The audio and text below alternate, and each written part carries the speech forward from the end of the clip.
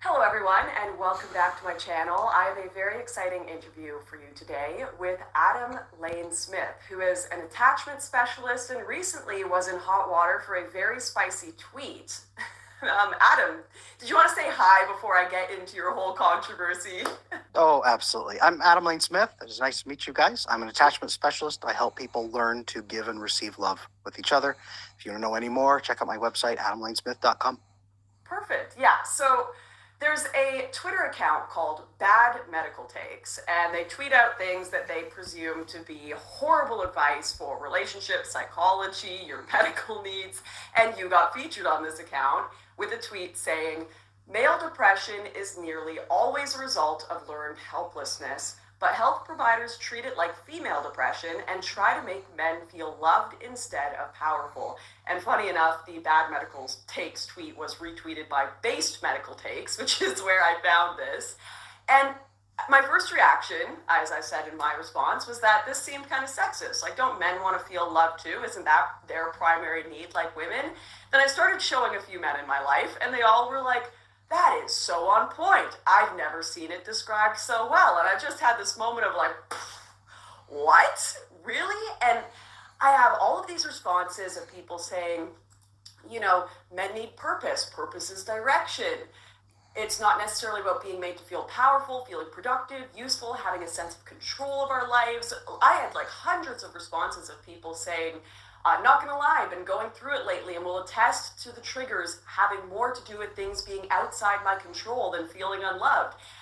Can you just elaborate a bit more on what made you come to this conclusion that seems to have so many men relating to it? Absolutely. So there's three key pieces when I look at this. There's three key pieces I look at.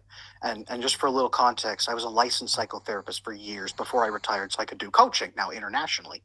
And there's three key pieces that we need to be aware of that make men a little bit different. Men, our brains, they're a little weird. They go backwards to observe and then forward to act, backwards and forward. When you see a male brain, a brain scan of how it moves, it is backward and forward mostly. It wears a rut doing that. So it must observe a problem and then act upon a problem. That is when the male brain is most effective. And this is why men in conversations will cut you off and try to throw solutions at you instead of listening to you. They actually think that's what you want from them. So the male brain loves to observe and act, and it feels good when it does that. And the reason it feels good is number two, the male brain has more what's called vasopressin receptors. Vasopressin is a hormone released when you overcome challenges together, or you overcome stress together, you accomplish something. Anytime that you could high five after accomplishing something as a team, that's vasopressin. And we are supposed to be getting this with people that we solve problems with, and it makes men feel really good. This is what bonds men most effectively in romantic relationships and friendships. The military knows this, so they use this so that the military buddies will stay together and be best friends until they're 95 years old. That's why you see those old guys hugging after all those years. Mm-hmm. It's vasopressin bonding. And men bond best with other humans when we face challenges and overcome them. And our brains feel best when we observe a problem and then we can act upon it. And if we can't observe a problem and then act upon it, the brain gets stuck, stuck, and stuck, and stuck. And then we cannot really bond with other people very effectively either. So then the man becomes really isolated, shut down. He's feeling completely powerless. Impotent is a word we used to use. We don't use that much anymore.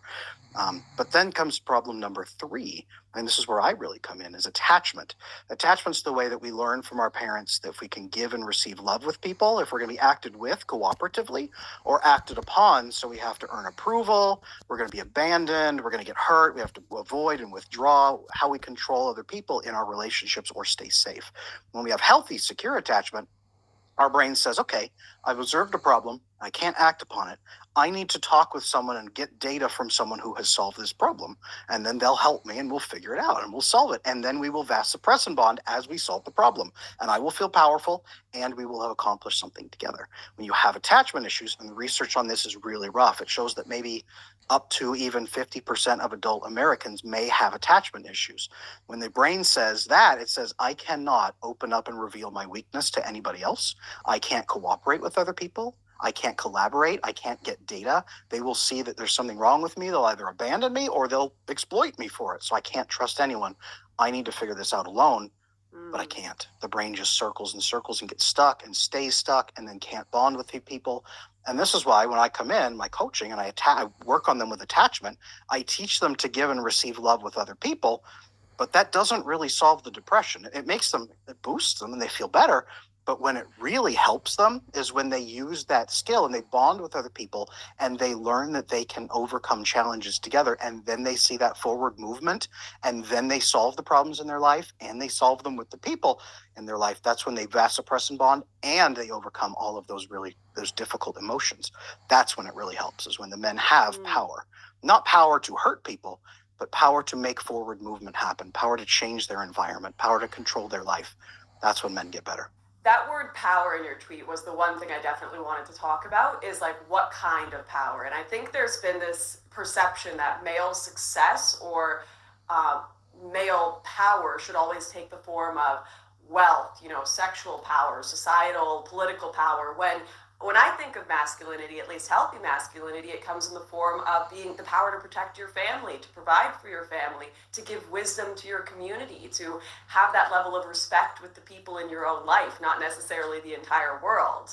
Yes, absolutely. Power, and I got flack for that. Power was, you're right, power was the right with a one word a lot of people hit on. Mm-hmm. Power in this case, a man working himself 16 hours a day to feed his kids, that is power to feed his children and take care of his family. I've worked with, when I did psychotherapy, I worked with kids as young as 12 and boys, and I work with women too, but boys as young as 12 who had no purpose in their life, no driving factor. There was no reason in their eyes for them to be alive. So their power was meaningless because they had nothing to apply it to. I've worked with men in their 60s and 70s who are now on the other end looking at a legacy, and they have felt powerless in that moment. I have to show them how to use their legacy years to build the legacy they've wanted. And they have power. Legacy comes from human impacts. It's a record of your human impacts that continues on past when you die. What human beings are changed positively from you. That's a legacy. That's what men are looking for, not the power to domineer and control. That's weak, like you had identified. That's weak masculinity. That's broken, toxic masculinity. Healthy masculinity uses power to protect, to uplift, to encourage, to grow. That's what I mean. Now, one interesting dynamic I've observed is there kind of used to be this default of all men having purpose, especially in the age where women couldn't work. It's like no matter what, we had to rely on men. Like you have to, it doesn't matter what level of status you have in society, we're not going to be able to provide for ourselves. So we need you. And then there was the reverse, which is women on a sexual level, they want to feel like they're the only ones desired, they want to feel secure, and men had to kind of impress women, take care of them if they wanted to get sex in their lives. Now, there's two of these things that have been taken away from being a necessity. Porn has kind of made it so that, well, men don't necessarily need women anymore. I can go look somewhere else. I can go on Tinder, do this. And then women can be in the workforce, so I don't really need a man anymore. I can go support myself. And on one hand, I can see how that makes people feel less secure in their relationships because there's less of a definitive need from each other. But on the other hand, I think it's probably healthy that we have to provide more to a relationship than just this kind of you have to be together or else you're not going to get sex or support.